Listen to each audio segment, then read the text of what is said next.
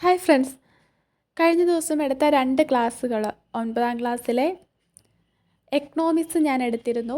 അപ്പോൾ അതിൽ 2 ചാപ്റ്റർ എടുത്തു. അത് 2 ചാപ്റ്ററിലെയും ചോദ്യങ്ങൾ അന്നേരം നമ്മൾ ഡിസ്കസ് ചെയ്തിരുന്നില്ല.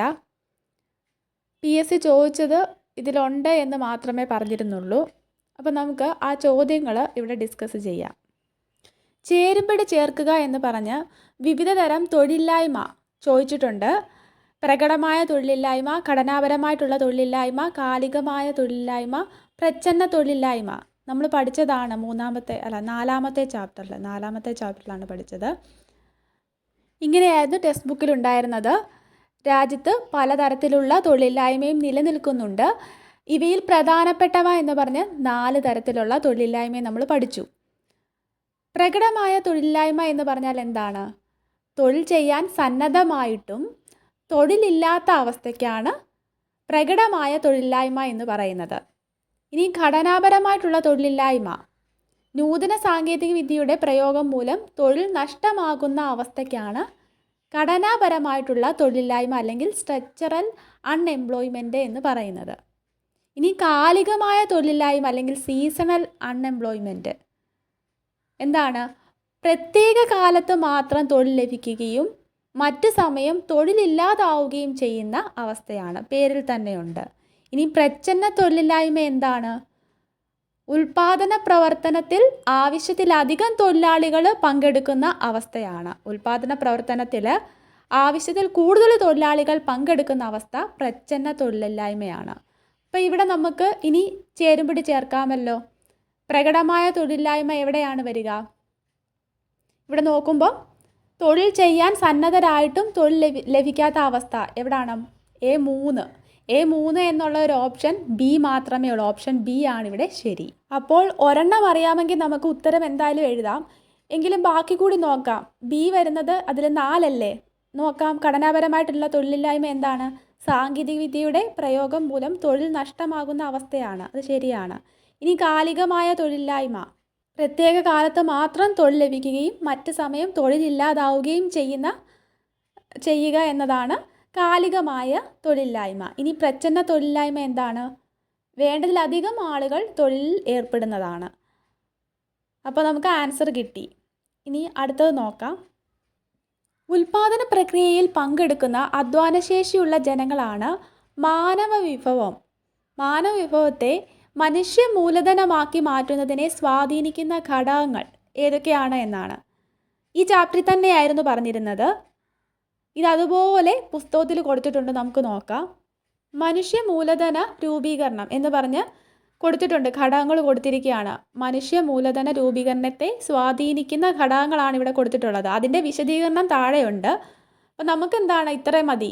ക്വസ്റ്റ്യൻ്റെ ആൻസർ കിട്ടി. വിദ്യാഭ്യാസം, ആരോഗ്യം, കുടിയേറ്റം, തൊഴിൽ പരിശീലനം, വിവരലഭ്യത, ഇത്രയും മനുഷ്യ മൂലധന രൂപീകരണത്തെ സ്വാധീനിക്കുന്ന ഘടകങ്ങളാണ്. ഇവിടെ നോക്കുമ്പോൾ വിദ്യാഭ്യാസമുണ്ട്, ആരോഗ്യം, കുടിയേറ്റം, തൊഴിൽ പരിശീലനമുണ്ട്, വിവരലഭ്യത. അപ്പോൾ എല്ലാം ശരിയാണ് എന്നുള്ളതാണ് ആൻസർ. ഓപ്ഷൻ ഡി ആണ് ഇവിടെ ആൻസറായിട്ട് വരിക.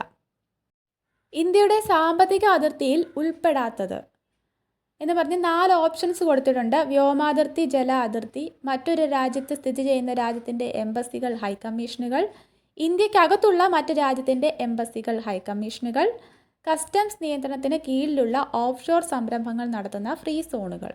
ഇതാണ് 4 ഓപ്ഷൻസ്. അപ്പോൾ ഇത് പുസ്തകത്തിൽ ഒരു കോളത്തിലാണ് കൊടുത്തിട്ടുള്ളത്. 9ാം ക്ലാസ്സിലെ 5ാമത്തെ ചാപ്റ്ററിലാണ് ഇത് പറയുന്നത്. രാജ്യത്തിൻ്റെ സാമ്പത്തിക അതിർത്തിയിൽ ഉൾപ്പെടുന്നവയാണ് ആദ്യം 4 കൊടുത്തിട്ടുള്ളത്. ഏതൊക്കെയാ? വ്യോമാതിർത്തി, ജലാതിർത്തി, മറ്റൊരു രാജ്യത്ത് സ്ഥിതി ചെയ്യുന്ന രാജ്യത്തിൻ്റെ എംബസികൾ, ഹൈക്കമ്മീഷനുകൾ, രാജ്യത്തിൻ്റെ പ്രത്യേക അവകാശങ്ങളുള്ള മേഖലകൾ, മത്സ്യബന്ധനം നടത്തുന്നതിനോ കടലിന് അടിത്തട്ടിലുള്ള ഇന്ധനം, ധാതുക്കൾ ഇവ ശേഖരിക്കുന്നതിനോ അവകാശമുള്ള സമുദ്രഭാഗം, കസ്റ്റംസ് നിയന്ത്രണത്തിന് കീഴിലുള്ള ഓഫ്ഷോർ സംരംഭങ്ങൾ നടത്തുന്ന ഫ്രീ സോണുകൾ, ഇത്രയുമാണ് ഉൾപ്പെടുന്നവ. ഇനി എന്നാൽ ഇന്ത്യക്കകത്തുള്ള മറ്റ് രാജ്യത്തിൻ്റെ എംബസികൾ, ഹൈക്കമ്മീഷനുകൾ ഉൾപ്പെടാത്തവയാണ് എന്നിവ നമ്മുടെ സാമ്പത്തിക അതിർത്തിയിൽ ഉൾപ്പെടുന്നില്ല എന്ന് പ്രത്യേകം എടുത്തു പറഞ്ഞിട്ടുണ്ട്. ഇന്ത്യക്ക് അകത്തുള്ള മറ്റ് രാജ്യത്തിൻ്റെ എംബസികൾ, ഹൈക്കമ്മീഷനുകൾ. അപ്പോൾ അത് ഓപ്ഷനിലുണ്ടോ എന്ന് നോക്കുക. ഓപ്ഷൻ സി അതാണ് തന്നിരിക്കുന്നത്. ഇന്ത്യക്കകത്തുള്ള മറ്റ് രാജ്യത്തിൻ്റെ എംബസികൾ, ഹൈക്കമ്മീഷനുകൾ.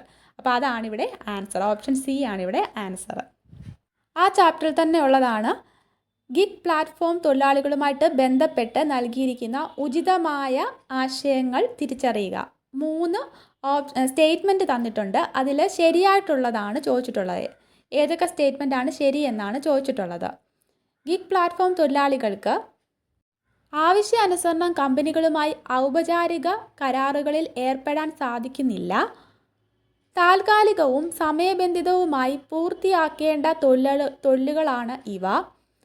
ഒരേ സമയം ഒന്നിലധികം സ്ഥാപനങ്ങളിൽ ജോലി ചെയ്യുവാൻ സാധിക്കുന്നു. അപ്പോൾ ഇതിൽ ശരിയായിട്ടുള്ള സ്റ്റേറ്റ്മെൻറ്റ് ഏതൊക്കെയെന്ന് നമുക്ക് നോക്കാം. അതും ശ്രദ്ധിച്ചോണം. കോളത്തിൽ തന്നെയാണ് കൊടുത്തിട്ടുള്ളത് പുസ്തകത്തിൽ. ഗിഗ് പ്ലാറ്റ്ഫോം തൊഴിലാളികൾ ഇതിൽ സവിശേഷതകൾ എന്നും പറഞ്ഞ് കൊടുത്തിട്ടുണ്ട്. ഗിഗ് പ്ലാറ്റ്ഫോം തൊഴിലാളികൾക്ക് ആവശ്യാനുസരണം കമ്പനികളുമായി ഔപചാരിക കരാറുകളിൽ ഏർപ്പെടാൻ സാധിക്കുന്നു. താൽക്കാലികവും സമയബന്ധിതവുമായി പൂർത്തിയാക്കേണ്ട തൊഴിലുകളാണ് ഇവ. അത് ഓപ്ഷനിലുണ്ടായിരുന്നത് ശരിയാണ്. ഒരേ സമയം ഒന്നിലധികം സ്ഥാപനങ്ങളിൽ ജോലി ചെയ്യാൻ സാധിക്കുന്നു. സമയത്തിനും സന്ദർഭത്തിനും അനുസരിച്ച് ജോലി ചെയ്യുവാനുള്ള സ്വാതന്ത്ര്യം ലഭ്യമാകുന്നു. താല്പര്യമുള്ള മേഖലകളിൽ ഇവർക്ക് കഴിവുകൾ പരീക്ഷിക്കാൻ അവസരം ലഭിക്കുന്നു. ഇത്രയുമാണ് സവിശേഷതകളായിട്ട് കൊടുത്തിട്ടുള്ളത്. നമുക്ക് ചോദ്യം നോക്കാം. ഗിഗ് പ്ലാറ്റ്ഫോം തൊഴിലാളികൾക്ക് ആവശ്യാനുസരണം കമ്പനികളുമായി ഔപചാരിക കരാറുകളിൽ ഏർപ്പെടാൻ സാധിക്കുന്നില്ല എന്നാണ് ഇവിടെ പറഞ്ഞിട്ടുള്ളത്. സാധിക്കുന്നു എന്നായിരുന്നു പുസ്തകത്തിൽ, അല്ലേ? അപ്പോൾ അത് തെറ്റായ സ്റ്റേറ്റ്മെൻ്റ് ആണ് എന്ന് മനസ്സിലായി. താൽക്കാലികവും സമയബന്ധിതവുമായി പൂർത്തിയാക്കേണ്ട തൊഴിലുകളാണ് ഇവ. അത് ശരിയാണ്. ഒരേ സമയം ഒന്നിലധികം സ്ഥാപനങ്ങളിൽ ജോലി ചെയ്യാനായിട്ട് സാധിക്കുന്നു. അതും ശരിയാണ്. അപ്പോൾ ഇവിടെ ഓപ്ഷൻ 2ഉം 3ഉം ശരിയാണ് എന്നുള്ള ഓപ്ഷൻ ബി ആണ് കറക്റ്റ്. വീഡിയോ ഉപകാരപ്പെട്ടെങ്കിൽ ലൈക്ക് ചെയ്യുക, ഷെയർ ചെയ്യുക. Thanks for watching.